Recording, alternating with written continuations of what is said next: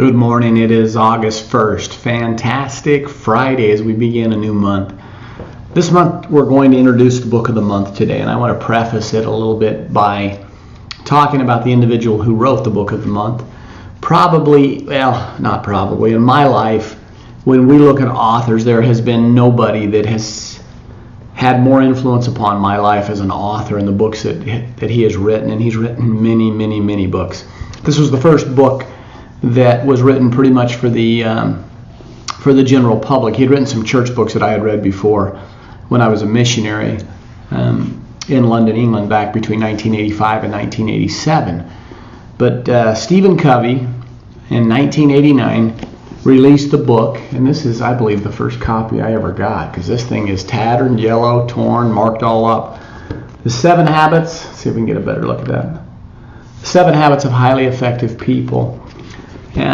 I think most people who are above the age of 25, maybe 30, have heard of this book.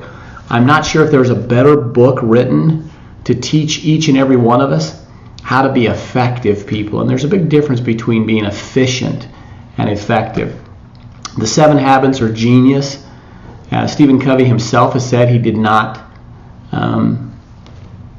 didn't invent the 7 habits. He just sort of laid them out in a way so that we can move from independence, which a lot of people in this world struggle just to be independent. The first 3 habits deal with independence. How we can take ourselves from being dependent upon a parent, upon somebody else, and become independent in this world. And then the next 3 habits move into what's called interdependence, where we are able to work and learn, and 1 plus 1 is greater than 2. I know in math 1 plus 1 is 2, but in the business world 1 plus 1 can equal 3, 4, 5. 2 minds are much better than 1, but it's very difficult because we always come to things with our own agenda, and we have a very hard time understanding and accepting somebody else's principles. There's been 15 million copies sold, 38 languages worldwide, 1.5 million audio copies. Stephen Covey has been invited by presidents to attend major key events. He's been a consultant of many, many of the Fortune 500 companies, and he's been able to allow people to have these paradigm shifts. We've talked about paradigm. Paradigm is the way you see the world. Paradigm is the way I see the world. It's not always correct. It's the way we think it should be, but it's not always. Usually paradigms are the way we are and not the way the world is. But I would highly recommend it if there were one book that you could read outside from, I believe, the scriptures.